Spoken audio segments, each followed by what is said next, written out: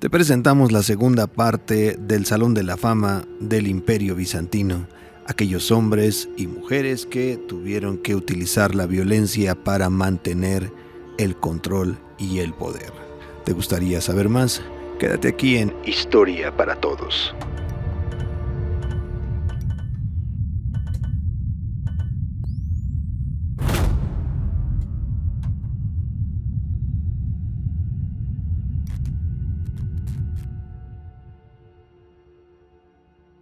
Basilio II, también llamado el asesino de búlgaros por la forma en que conquistó Bulgaria, se ganó este apodo. Este hombre fue despiadado y brutal. Solamente cegó a 15,000 soldados búlgaros que capturó. En un gesto macabro dejó un tuerto por cada 100 hombres, para que pudiera llevar a los demás a su casa o a su territorio. Basilio era popular entre el ejército al que se unió en campaña y en lugar de dictar las órdenes desde la seguridad de su palacio, pues lo hacía de alguna forma más directa, ejecutando órdenes militares. Basilio era un gobernante astuto que limitó el poder de los terratenientes ricos después de que se rebelaran contra él. La economía floreció, eso sí hay que decirlo, en su reinado, y cuando murió el imperio tenía vastos territorios. Muchos dicen que la emperatriz Teodora estaba más preparada para gobernar que su hermana Zoe. Eso lo dejamos a tu juicio. Pero también dice la historia que como se vio al cegar a Miguel V para impedir que reclamase el trono, vivió durante años celosa de su hermana y confinada en un monasterio durante el reinado de los romanos. Cuando Zoe fue restaurada en el trono, Teodora fue coronada a regañadientes junto con ella. Después de la muerte de Zoe y de su esposo y Constantino IX, Teodora gobernó sola y la dinastía macedonia terminó con ella. Lo que sí hay que decir es que esta reacia emperatriz trajo la estabilidad al imperio bizantino que en ese momento era necesaria. Si hablamos de Teodora, tenemos que hablar también de Zoe, su hermana. Ella, como hija de Constantino VIII, era la siguiente en la línea de sucesión bizantina. Esta mujer era conocida por tener numerosos amantes, dicen algunos historiadores, y había un rumor de que había matado a su primer marido llamado Romanos III. Unos dicen que fue mediante ahogamiento y otros dicen que lo envenenó. Lo que sí es cierto es que se casó con su amante Miguel en ese mismo día, pero este Miguel le apartó del poder político hasta su muerte, por miedo a que también lo atacase y lo matase, dicen algunos. Un levantamiento contra su heredero y sobrino, Miguel V, llevó a Zoe a ser restaurada en el trono junto a su hermana Teodora, como ya lo habíamos mencionado, que rápidamente tomó el control. Era una mujer vanidosa que tenía poco interés en gobernar, pero se impuso a su hermana Teodora por su autoridad y habilidad para gobernar. Así las cosas dentro de la familia. El siguiente en la lista es Andrónico I Comeno, que derrocó a la emperatriz María debido a su impopular favoritismo hacia los latinos. Era la esposa de su primo fallecido Manuel I y regente de su hijo Alejo II. Andrónico obligó a Alejo a firmar la sentencia de muerte de su madre y después mató al niño, nada más.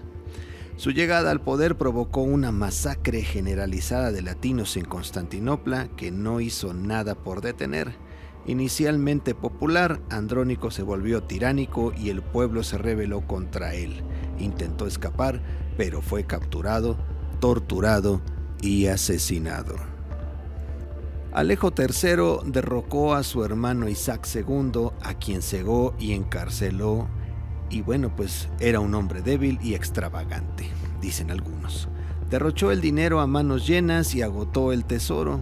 Su habilidad para gobernar era nula y confiaba mucho en su capacidad que tenía su esposa. Todo se vino abajo cuando el hijo de Isaac y sobrino de Alejo, el futuro Alejo IV, pidió a la Cuarta Cruzada ayuda para su restauración en el trono. Hacerse con el imperio fue fácil para los cruzados, ya que el mal gobierno de Alejo lo había dejado en un estado de ruina. Alejo huyó en la noche y murió en un monasterio.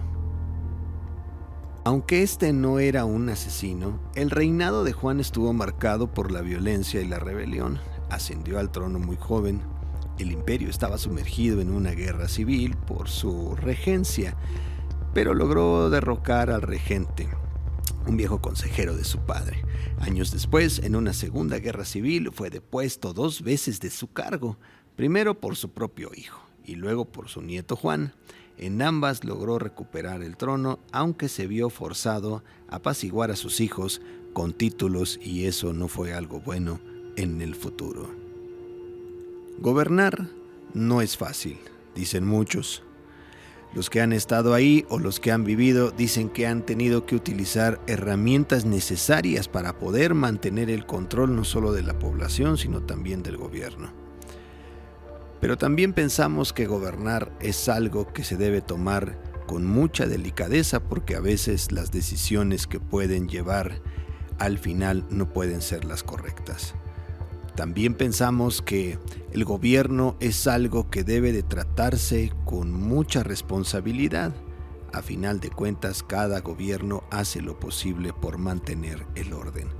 Y esto no es algo nuevo, ya que también en el siglo XX se ha utilizado este tipo de estrategias para poder mantener el control de las masas y también mantener los privilegios. Nos gustaría leer tu comentario y saber tu opinión acerca de cómo manejaron estos hombres el gobierno del Imperio Bizantino. ¿Fue correcto? ¿No fue correcto? ¿Era lo necesario? ¿No era lo necesario? Lo dejamos a tu juicio personal. Pero no solo de los hombres, sino también de las mujeres que presentamos aquí. Si también fue lo correcto, fue lo necesario, o de alguna forma pudieron tomar otro camino. Si el video te gustó, nos encantaría mucho que nos regalaras pulgar arriba, nos dejaras tu comentario y lo compartieras.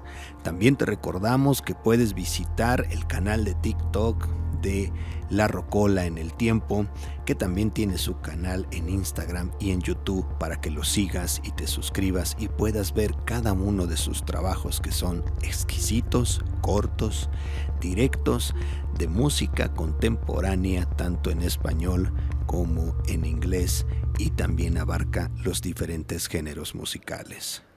Esto fue Historia para Todos.